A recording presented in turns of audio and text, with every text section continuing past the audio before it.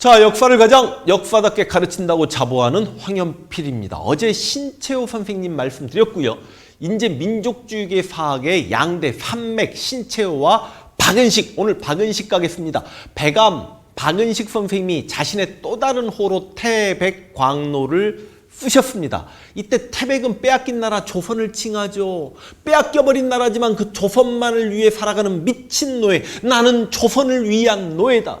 조선이 빼앗긴 나라이기 때문에 슬퍼서 미쳐버린 노예다. 해석하기에 따라서 이렇게도 저렇게도 해석이 되는 거죠. 내가 한국사를 가르치는 사람으로서 박은식 선생님의 독립에 대한 의지를 조금이라도 학생들에게 알릴 수 있다면 나름 역사 가르치는 사람으로서 보람을 느끼겠다 싶어서 제 강좌명에 태백광로라는 타이틀을 감히 사용했습니다만 학생들에게 굉장히 많이 들었던 질문이 혹시 선생님 고향이 강원도 태백이시고 아버지가 강원도 태백의 광산 노동자셨냐? 이런 질문 많이 들었습니다. 태백광로로도 유명하고요. 박은식 선생님은 무치생이라는 표현을 써서 또 유명하신 분이죠. 무치생, 부끄러움을 모르는 사람. 아이 대한민국의 친일 보수 유튜버들. 부끄러움을 몰라. 무치생이죠. 박은식 선생님이 진짜 무덤에서 벌떡 일어나실 것 같아. 제가 태백광로, 그래서 오죽하면 제 채널명도 처음에는요 태백광로 TV로 시작했다가 황연필 한국사로 뜨고 나서 다시 태백광로 TV로 이렇게 돌아가려고 했더니 주변에서 이제는 황연필 인지도가 더 있으니까 황연필을 쓰거라. 그래서 황연필 TV로 갔다가 또 주변에서 야 누구누구 이름 붙이고 TV는 누구 어떤 유튜버나 다 쓸 수 있는 채널명인데 황연필 한국사는 아무나 이 한국사 단어를 갖다 붙일 수 없는 거 아니냐. 그냥 황연필 한국사로 가거라. 그래서 제 나름대로는 이 태백광로라는 단어가 너무 소중해가지고 이 제 유튜브 가입자들에게 태백광로라는 칭호를 부여하겠습니다. 그래서 앞으로 가입자분들을 부를 때는 태백광로들께서는 저와 함께 이제 스트리밍 함께 합시다. 이렇게 말씀을 드릴 거예요. 그 태백광로 기억하시고 무치생도 좀 기억하시면서 이제 우리가 박은식 선생님 이야기를 한번 해보겠습니다. 제가 신채호 선생님을 존경하는 것만큼 태백광로 황연필인데 태백광로를 네이버에 치시면 박은식과 황연필이 같이 나와요. 그럼 제가 얼마나 박은식 선생님을 존경했겠습니까? 당연히 묘소는 찾아뵙고요. 이 박은식 선생님은 황해도에서 태어나십니다. 황해도에 굉장히 유명한 독립운동가가 가까운 곳에 한 분 또 계셨어요. 안중근 열사. 근데 나이 차이가 좀 났기 때문에 박은식 선생님은 안중근 열사도 맞고 의사도 맞으니까 태클 걸지 마세요. 안중근 의사의 아버지랑 굉장히 친하게 지내셨습니다. 실제로 독립운동가들 보면 막 서로 엮여요. 그러다가 이제 박은식 선생님이 어렸을 때부터 역시 신채호 선생님처럼 한문 천재 소리를 들었어요. 황해도에 두 천재가 있다. 제가 지금 안중근 선생님 아버님 이름이 갑자기 생각이 안 납니다만 그분과 박은식 선생님. 이 박은식 선생님도 역시 애국계몽 사학자셨습니다. 신채호 선생님처럼 신채호가 이순신전, 을지문덕전, 최도통전을 쓸 때 박은식 선생님은 안중근전, 자기 친구의 아들뻘이었던 안중근전, 연개소문 이야기, 천개소문전, 대조영 이야기, 발해, 태조, 건국지를 쓰셨죠. 그리고 이제 몽배금태조라고 해가지고 금나라 건국자 아구타를 무치생인 자기가 꿈에서 이렇게 만나는 장면을 쓴 이렇게 일종의 소설일 수도 있는데 나는 이 몽배금태조가 시사하는 바가 굉장히 크다라고 생각합니다. 아니 왜 만주에 있었던 고구려의 어떤 대왕이라든지 발해 대조영을 만나는 게 아니라 아구타를 만났을까요? 당시 유학자였던 박은식 선생님께서는 조선의 성리학을 공부한 조선의 선비들은 선비들이지 완전히 사대에 빠져버리잖아요. 성리학이라는 것 자체가 중국 금나라에게 중국 대륙 북쪽 황하 중국의 중심 절반을 빼앗기고 남쪽으로 내려가서 남송시대의 주위가 만든 학문이고 그 주위에 성리학에 입각하면 당시 열등의식을 느낄 만한 중국 아이들이 자부심으로 똘똘 뭉친 학문이 성리학이야. 그 성리학을 조선의 선비들은 17, 18, 19세기까지 그것이 거의 절대시 해버린 거 아닙니까? 그러다 보니 그 송나라에서 만들어진 성리학, 그 송나라를 쳐들어가서 송나라 대륙 절반을 빼앗아버린 금태조, 아구타를 만나면서 자주의식을 회복하려고 했던 박은식 선생님의 유학자이면서도 그랬다라는 게 정말 대단하고요. 그래서 박은식 선생님은 유학자임에도 불구하고 성리학을 비판하죠. 그러면서 양명학을 공부합니다. 성리학이 선지후행을 이야기한다면 양명학은 지행합의를 이야기하면서 훨씬 더 실천적이거든요. 그래서 이제 지금 유교는 백성들에게 믿음을 잃었다. 왜?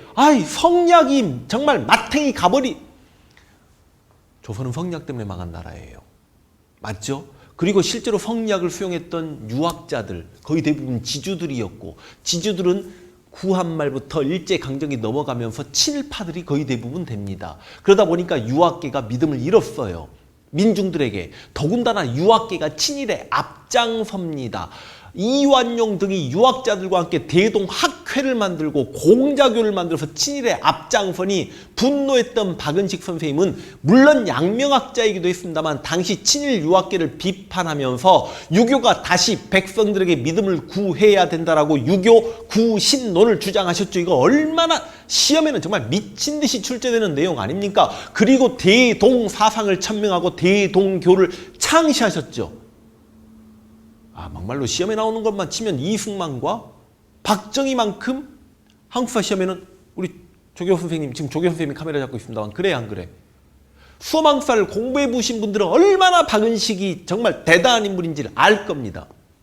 자, 그리고 이제 여기서 이제 이승만하고 행보가 좀 바뀌는데, 이승만은 이제 개신교도잖아요. 그래서 이제 미국으로 건너가서 미국에서 독립운동을 전개했다라면 박은식은 중국으로 건너갑니다. 중국에 건너가서 중국에서 가장 먼저 만들어진 독립운동 단체 동제사를 만든 게 바로 박은식 선생님이고, 그 동제사에서 박달 학원을 운영하기도 하고, 나중에 1915년에 동제사는 1912년에 만들어지고 대동보국단은 1915년에 만들어졌는데, 문제는 이 박은식 선생님이 중국에 있는 굉장히 많은 지식인과 독립운동가들의 존경과 지지를 한 몸에 받고 있다가 이 박은식 선생님이 신규식, 신채호, 여운형, 김규식 등과 함께 신한청년단을 구성하죠. 물론 신한청년단의 대표는 여운형이었습니다. 참 이 신한청년단이 1918년에 상해에 만들어지는데, 신한청년단에 계신 분들 중에 변절자가 김구, 신채호, 박은식, 신규식, 김규식, 여운형, 이런 분들이 신한청년단에 계셨습니다. 대단한 단체입니다. 이 신한청년단이 상해에서 1918년에 만들어졌기 때문에 나중에 1919년 4월 달에 이승만을 총리로 하는 상해 임시정부가 가능했던 거고, 나중에 1919년 9월 한성정부의 법통을 계승하고 대한국민의회를 흡수통합해서 통합상해 임시정부가 수립되면서 이승만이 대통령이 된 거죠. 그런데 이승만이 임시정부의 대통령하고 다른 사람들이 각부 장관을 다 맡아갈 때 박은식 선생님은 나는 나이도 있고 내가 무슨 직함을 맡겠나. 나는 원로로서 자네들을 보좌하겠네. 나는 이런 사람이 가장 존경스러워요. 자리에 욕심이 없는 사람.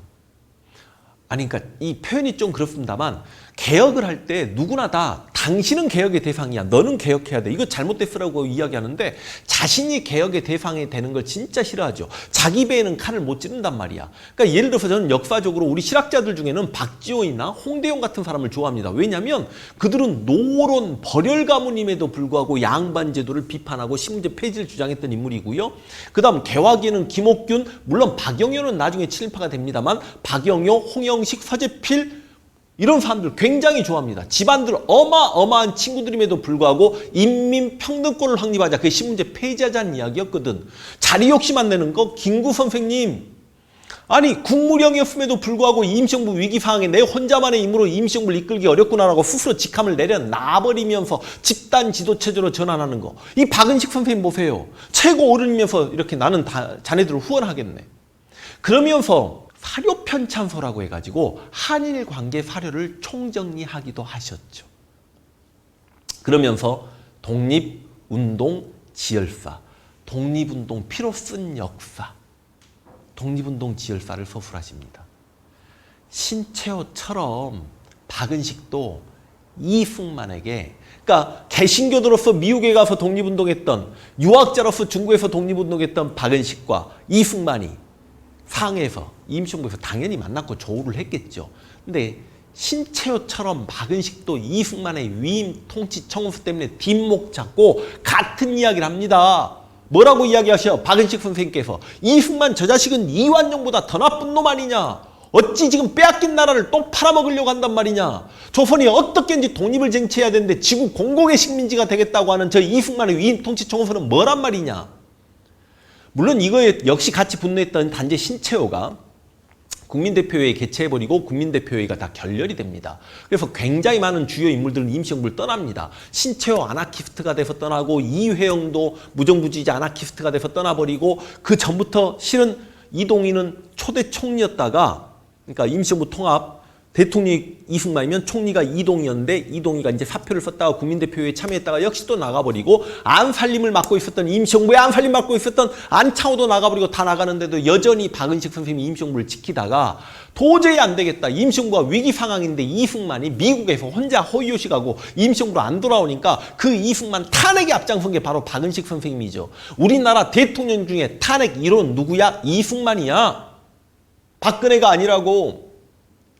그래서 임시 대통령이 되고 국무총리 직함을 이제 가지고서 이승만을 1925년에 탄핵하고 정식으로 임시정부 2대 대통령에 취임하신 게 바로 박은식 선생님입니다.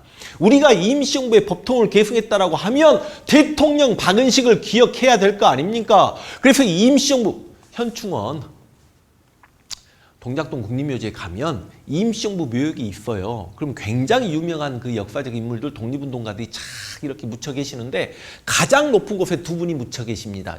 박은식과 이상용. 이상용은 국무령이 되니까. 아니 이제 임시정부 주석이었던 김구 선생님은 효창동 공원에 있고 또 잠깐 대통령했다가 탄핵당한 이승만은 대통령 묘역에 있고 그러니까 그런 거 아닙니까? 박은식 선생님이 2대 대통령 되시는데 자신이 또 몸이 아프셔. 그러니까 또 바로 사임하셔버리죠. 이승만을 탄핵하고 2대 대통령이 됐다가 아프시니까 나는 사임을 하겠네. 돌아가시면서까지 우리 독립운동에 대해서 걱정을 하시죠. 어떻게든지 독립을 쟁취해야 되는데 독립운동을 쟁취하는 과정에서 독립운동가들끼리 어떤 사건이나 사안 때문에 다투는 일은 없어야 될 것이다. 그게 박은식 선생님의 마지막 유언이셨다라고 생각하시면 되겠습니다. 참, 박은식 선생님이 끝내 이승만을 탄핵하고 2대 대통령이 되셨으나 노환로 나이가 66세로 돌아가셨으니까 박은식은 그렇게 돌아가셔버리고 당시 젊었던 이승만은 다시 미국으로 갔다가 이렇게 와서 다시 대한민국에서 대통령으로 이제 부활 다시 한 거죠. 참 역사는 아이러니하다. 왜 역사는 항상 제가 의도하는 대로 흘러가지 않을까? 왜 정직하고 올바른 삶을 살려고 하는 사람들보다도 개인 권력욕과 자기 자신밖에 모르는 이기적인 역사적 인물들이 더 득세하는 걸까? 어쩔 수 없나라는 생각까지 한번 해보고요. 어찌 됐든 간에 이제 박은식 선생님이 이렇게 돌아가셨는데 이제 박은식 선생님이 일생의 가장 큰 업적을 말씀드리겠습니다. 박은식 선생님이 1915년에 한국 통사를 완성하십니다. 그러니까 한국 통사는 정확하게 흥선대원군 이야기부터 흥선대원군이 1863년에 집권하고 1911년에 신민회라는 단체가 해체되는 백오인 사건에까지 이야기니까 이제 근대기 이야기지만 완성이 1915년이기 때문에 일제강점기 이제 수험한국사 공부할 때 박은식의 한국통사를 언급하는데 이때 한국통사, 원래 통사라는 건 뭐 15세기 성종 때 서거정에 완성된 동국 통감처럼 우리 모든 전체 역사, 통과라는 역사, 이 통자가 아닙니다. 박은식의 한국 통사할 때 통자는 통증할 때 통자, 아플 통자야. 한국 통사라는 책 제목만 봐도 슬프지 않습니까? 한국의 아픈 역사. 이 한국 통사에서 박은식 선생님이 나라는 형체니 사라질 수 있지만 사라져버렸잖아. 그러니까 나라는 형체니 사라질 수 있지만 역사는 정신이기 때문에 사라질 수 없다. 그러면서 그 역사를 나라의 혼, 국혼이라고 하셨습니다. 이렇게 아름다운 혼이라는 단어, 혼이 바로 역사인데 최근에 박근혜가 국사 교과서를 국정화하려고 하면서 역사를 잘못 배우면 혼이 비정상화된다라고 해서 혼이 희화화돼 버렸죠. 비교한다는 것 자체가 박근혜의 혼과 박은식의 혼을 비교한다는 것 자체가 박은식 선생님께 죄송스럽습니다. 박은식 선생님은 국채는 상실했지만 역사가 살아있다라면 우리는 부활할 수 있다. 그렇게 말씀하신 내용이죠, 이게. 이런 박은식 선생님의 역사의 중요성과 역사의 의미를 우리가 한 번쯤 좀 되새겨 봐야 되겠다는 생각과 함께 여러분들 모두 태백광로가 되어 주십시오. 화이팅!